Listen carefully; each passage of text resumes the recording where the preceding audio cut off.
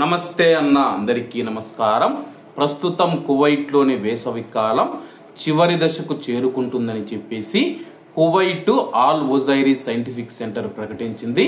ప్రస్తుతం కువైట్లో మనం చూసుకుంటే జూన్ నెల నుంచి తీవ్రమైన ఎండలు ఉన్న విషయం అందరికీ తెలిసిందే। ఉదయం 11 గంటల నుంచి సాయంత్రం 4 గంటల వరకు ఎవరు బయటికి వచ్చి పని చేయవద్దని చెప్పి ప్రవాసుల పనిపైన కూడా నిషేధం విధించిన విషయం అందరికీ తెలిసిందే।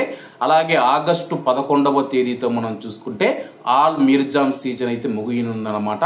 ఆ తర్వాత వేసవి కాలం చివరి సీజన్ లోకి ప్రవేశిస్తూ ఉందని చెప్పేసి ఈ సీజన్ అయిపోయిన తర్వాత కువైట్ లో క్రమక్రమంగా ఉష్ణోగ్రతలు తగ్గుతాయని చెప్పేసి ఆల్ ఉజైరీ సైంటిఫిక్ సెంటర్ తెలిపింది।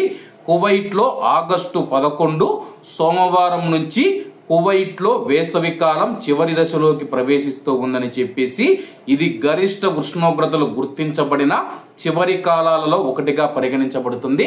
అంటే అధిక ఉష్ణోగ్రతలు ఉన్న కాలాలలో చివరి కాలం ఇదేనని చెప్పేసి అలాగే ఆల్ క్లైబీన్ సీజన్ 13 రోజుల పాటు ఉంటుందని చెప్పేసి ఆల్ ఉజైరీ సైంటిఫిక్ సెంటర్ ప్రకటించింది।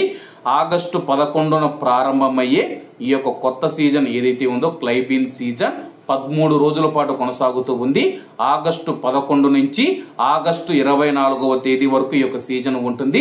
మళ్ళీ ఆగస్టు 24వ తేదీ నుంచి వేసవి కాలం చివరి దశ ముగుస్తూ ఉంది కాబట్టి క్రమక్రమంగా ఉష్ణోగ్రతలు తగ్గుతూ అలాగే ఋతువా సీజన్ కువైట్ లో ప్రారంభమవుతూ ఉందన్నమాట। ప్రస్తుతం కువైట్ లో ఋతుబా ఉంది, కానీ ఈ యొక్క చివరి దశ ముగిసిన తర్వాత ఋతుబా ఎక్కువగా ఉంటుందని చెప్పేసి శాస్త్రవేత్తలు అయితే తెలియజేస్తూ ఉన్నారు।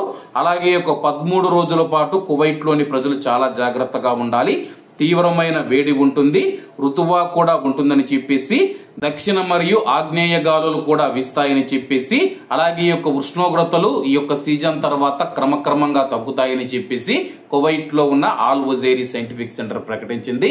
అలాగే ఆగస్టు 31వ తేదీ వరకు కువైట్ లో ఉన్న ప్రవాస కార్మికులు ఎవరు బహిరంగ ప్రదేశాలలో ఉదయం 11 నుంచి సాయంత్రం 4 గంటల వరకు పని చేయకూడదు।